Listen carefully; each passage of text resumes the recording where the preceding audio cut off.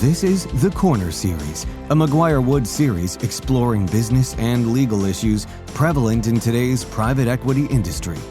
Tune in with McGuireWoods partner Geoff Cockrell as he and specialists share real-world insight to help enhance your knowledge. Thank you for joining another episode of The Corner Series. I'm your host, Geoff Cockrell, partner at McGuireWoods. Here at The Corner Series, we try to bring together deal makers and thought leaders at the intersection of private equity and healthcare.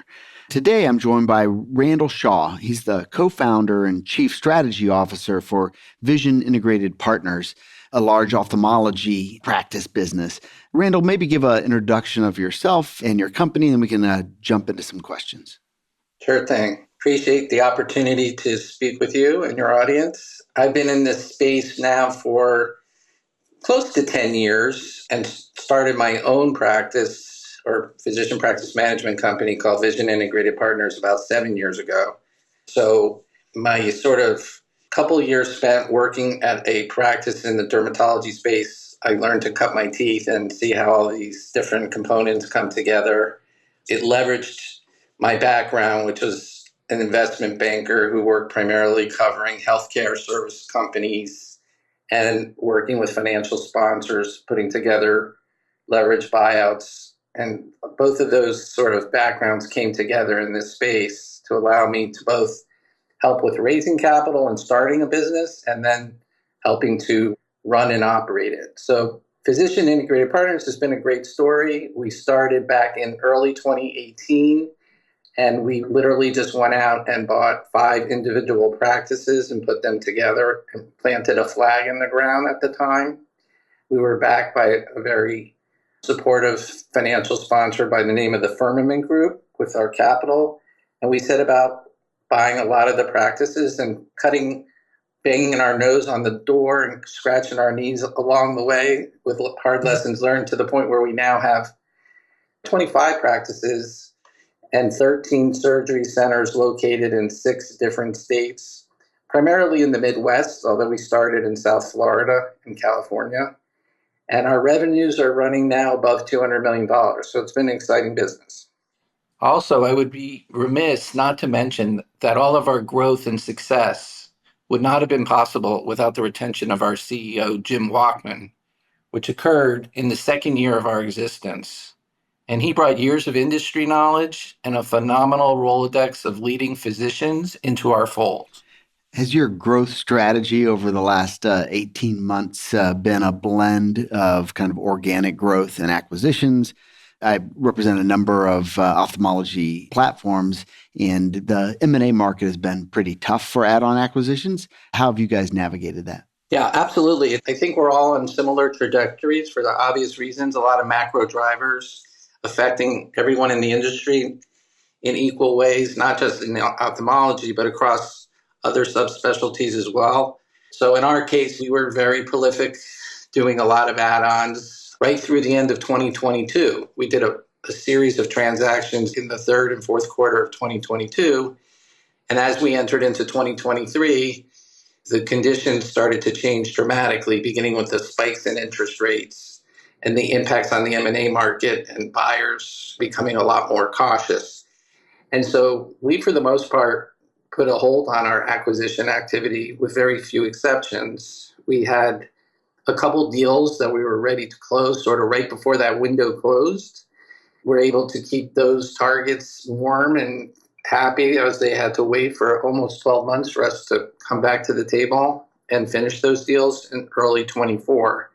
But other than that, we've been inwardly focused, trying to make the assets we have more efficient and figure out how to integrate things really well while we wait for the markets to recover.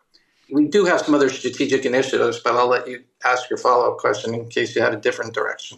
Yeah, on the kind of M&A market, your experiences maps almost exactly onto mine. In the last 3 months, there have been indications that the chilliness of some of that M&A market has been thawing, whether that is rates slowly coming down or at least stabilized, some better kind of pricing expectations from sellers, maybe a little bit looser of a labor market. Those signs of thawing have been both in the kind of the smaller add-on market, but also some significant, and not kind of ophthalmology specific, but some significant larger strategic transactions, which kind of is signaling some opening up of the upstream market. How do you, looking forward, how do you handicap the M&A market for ophthalmology?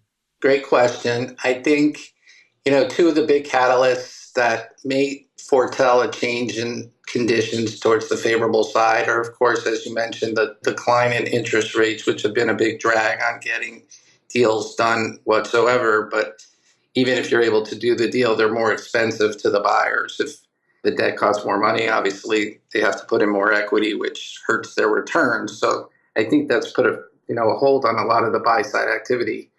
But I would also point to the election results, which there was a lot of uncertainty in 24, obviously, as the country's eyes were on that election and how it would turn out.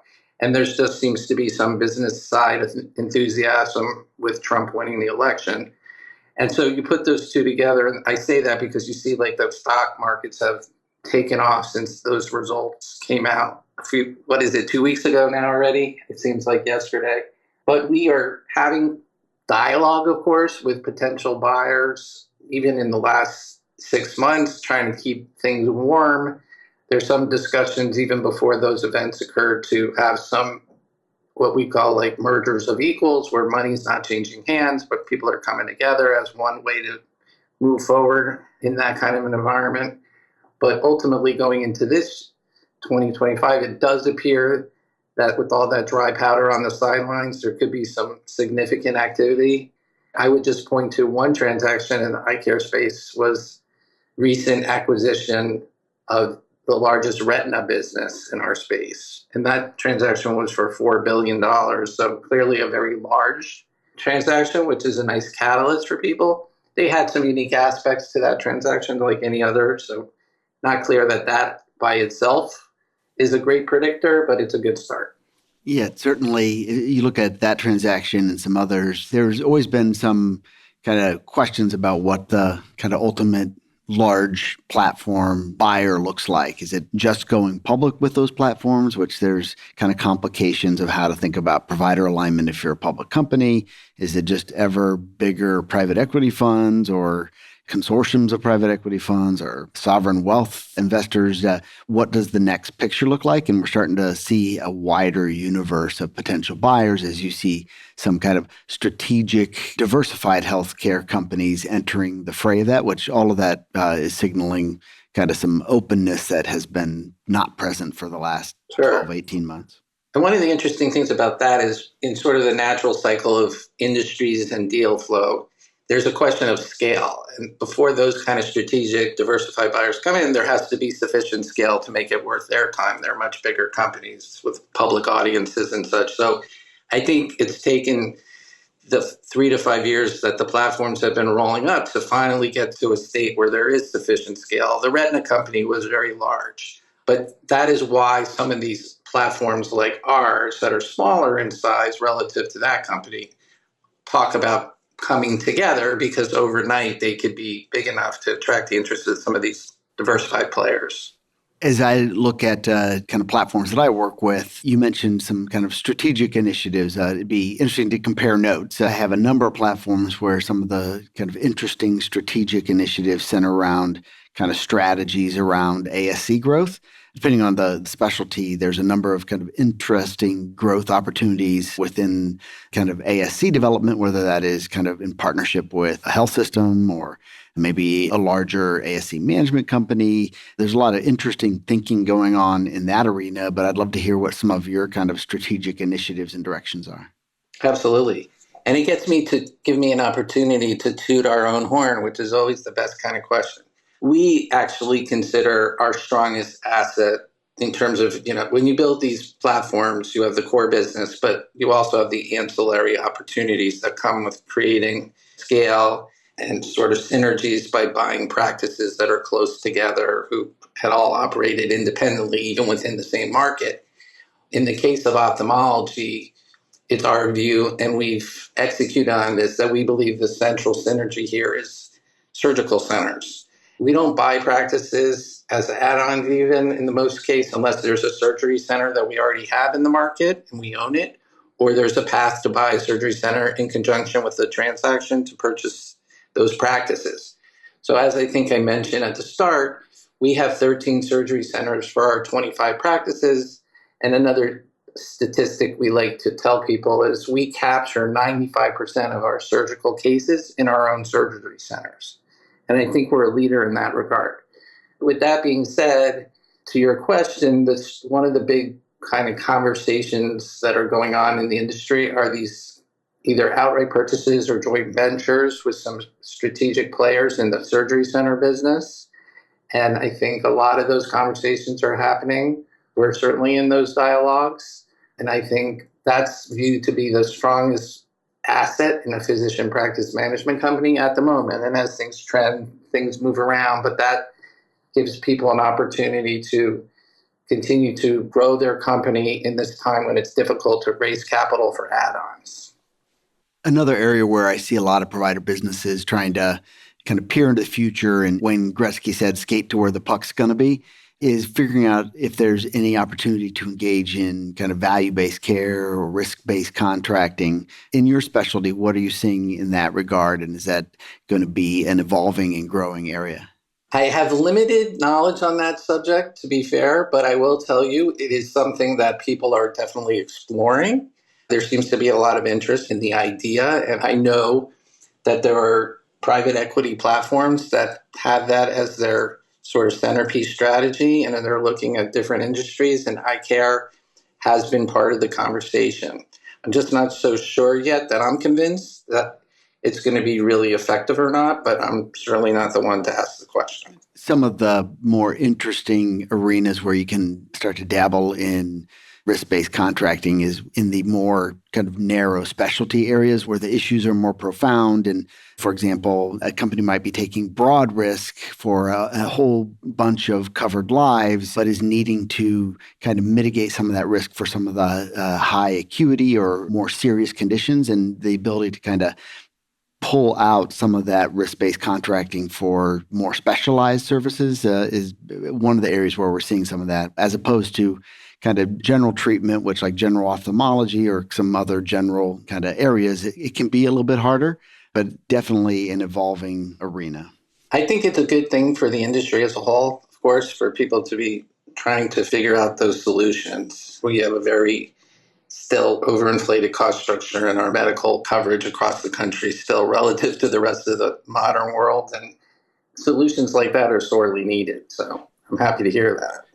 In the provider arena, the old adage is that only happy doctors make happy businesses. Maintaining kind of provider alignment in an evolving market and evolving expectations of providers has been really, really difficult. There can be some real pressure points in navigating that. So under the broad heading of provider alignment, I'd love to hear your thoughts on a few kind of specific dynamics within that. One of them is navigating kind of succession planning with respect to material providers. There's a number of practices that I deal with where doctor retirement is a very, very difficult challenge to their business. How do you think about succession in a provider business? Sure. I'll start with alignment more broadly and lead up to that last question about succession, because I think it all ties together very neatly. You know, one of the most, if not the most important issue, I think, in physician practice management business models to try to get right. And of course, having said that, it's one of the most challenging things to get right.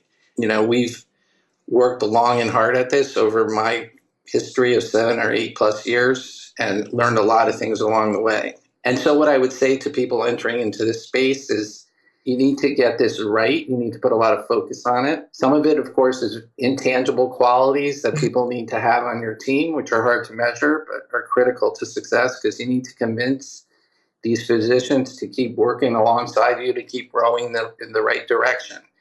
But before you get to that kind of conversation, once they're already on the team, starting from the very beginning, it's really critical to pick the right physicians to join your platform.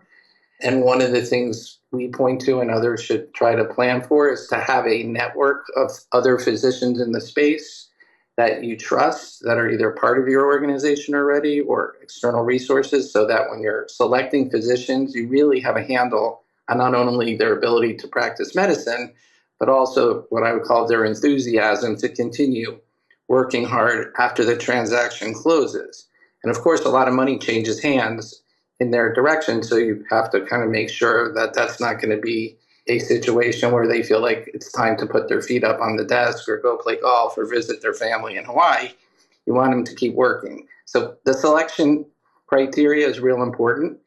And then we also have found you have to control your desire to close deals very quickly, which is something that's really in the deal business. It's a truism. You don't want deals kind of lagging around for too long once you decide to move forward. But in this case, we've learned you need to spend a lot of personal face time with not only the partners that are selling you the practice, but also the key providers who work for them, the associate MDs, and in this case, some ODs, to also gauge their desire to keep working, to be the long-term sort of succession plan that we're going to get to at the end of this conversation. Those are the folks, if they're already on board, that you can rely on to step into the shoes of the partners once they slow down. With all that being said, if you get the right folks on board, it becomes very important to structure the deals correctly.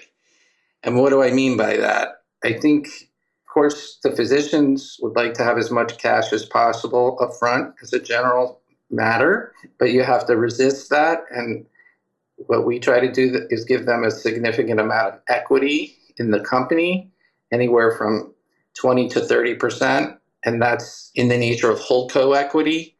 And that equity in particular serves the function of trying to keep them aligned with you over the long term, but not only to think about the successful performance within the four walls of their practice, but also to collaborate with other physicians and other facilities that you may have, such as the surgery centers, to work towards the common goal of making every piece of it successful, because that'll increase the value of the equity. And Randall, you mentioned a couple things I want to drill down on Sure. a little bit. Is you said that maybe not as much cash at the front and the closing. One of the areas where that is, I'm seeing a lot of rethinking on that is the scrape percentage. It was kind of a given that you could scrape 30% of what providers were making, kind of create the EBITDA. Maybe you're not going to pay that all out as cash, and you might use kind of rollover equity as you indicated. But I'm having a lot of conversations with folks that are looking at what the kind of the interim year by year compensation of the providers looks like after you do that,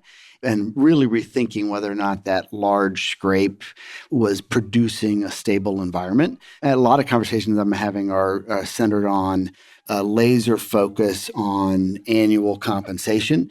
So that it does take two forms. One is, like I said, maybe scraping less of the compensation on the front end, but also giving a lot of attention to what rollover even looks like. You mentioned kind of Topco rollover equity. That's super popular. I'm having a lot of conversations with folks that are thinking whether or not that kind of equity connection would be better placed a little bit closer to the providers, both in the sense of things that they can actually impact, but maybe more specifically, if you have, for example, a sub-MSO model as opposed to equity at the Topco, that sub-MSO is much more likely going to be constructed to have interim cash flow running through it to the doctor. So a real laser focus on current income as opposed to the relying as heavily on the second bite of the apple. 100% agree that this is like probably the most important element of all the things we're talking about. All these pieces are important, but what we have experienced and learned over our 7 years doing this is that if the physician doesn't still feel like an owner of his practice, it becomes very difficult to keep them fully motivated along the 5-year timeline here. And the best solution, if you can figure out the structural elements of it, and there's different ways to go about it, but is to create some ownership at a lower level, to your point, either tied to the four walls of their practice or tied to the regional area that they're in, where they feel that what they do within that local market or within their own practice will drive the ultimate valuation for what they get at the end of the day. And the other way to go about it, which I really like, and we were exploring a lot of alternatives when the market slowed down at the end of 22, Instead of the traditional model was to just tie their compensation to what we call their net collections of the individual physician. So that was attractive in that it's still, they're getting paid for the work that they do rather than just having a straight salary. But what that simplified model missed is we've seen it that they lose their focus on the profitability of the bottom line. And so if you can structure their current income to include elements of profitability in the formula within the four walls, that is a really smart way to do these kind of structures to keep everyone as best aligned as you possibly can. And kind of two things in response to that, those models where you've got kind of local profit-based compensation. They go by a number of different names, but one of the more popular names was income repair. That part of the challenge has been what providers were being sold was, you're going to sell your practice or a portion of the cash flow of this practice, but we're going to be able to repair that income over time, and your compensation is not going to be tied just to your own individual production, but the profitability of this subset. Over the last few years, that improvement has been harder to come by than people had initially anticipated. So the whole income repair construct has proved challenging, even though it's a compelling structure. Actually achieving that lift in income has been harder to come by. And kind of in response to that, one of the areas where I've been having a lot of conversation is within the comp apparatus, not just having that kind of EBPC or income repair model, but building out what is ostensibly synthetic equity. So you mentioned not necessarily always having kind of rollover equity at the topco level, but maybe at a level that's closer to their individual practice. I've been having lots of conversations and putting together plans for businesses where rather than creating actual equity at the lower level, we're creating kind of synthetic versions of that where you're going to participate through a compensation apparatus in a manner that mimics kind of sub-MSO ownership. And that could be both on interim cash flow distributions, but also potentially in the context of a sale event. So a lot of interesting thinking around how to, from a comp perspective, connect the doctors, A, more closely to things they can impact, and B, really, really work at making sure that the current compensation is competitive, because the minute it's not, you're going to have some challenges holding everybody together.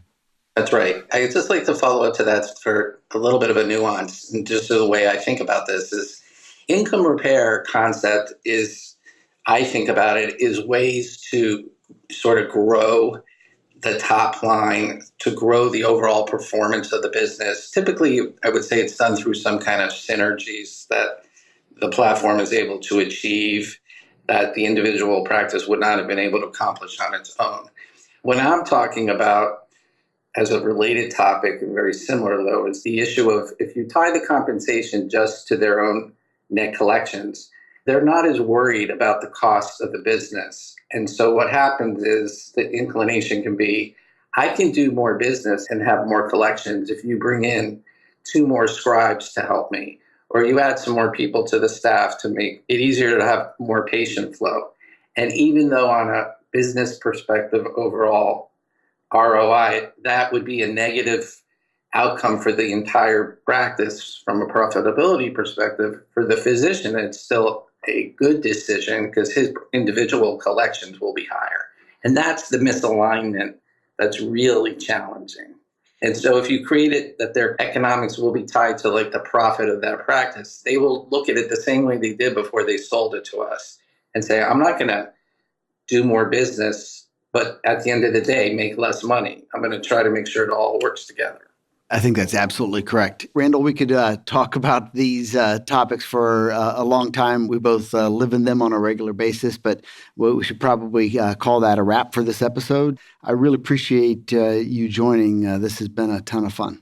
I appreciate the opportunity and look forward to speaking with you guys again when we learn more next year. Thank you. Thank you for joining us on this installment of the Corner Series. To learn more about today's discussion, please email host Geoff Cockrell at gcockrell@McGuireWoods.com. We look forward to hearing from you. This series was recorded and is being made available by McGuireWoods for informational purposes only. By accessing this series, you acknowledge that McGuireWoods makes no warranty, guarantee, or representation as to the accuracy or sufficiency of the information featured in this installment. The views, information, or opinions expressed are solely those of the individuals involved and do not necessarily reflect those of McGuireWoods. This series should not be used as a substitute for competent legal advice from a licensed professional attorney in your state and should not be construed as an offer to make or consider any investment or course of action.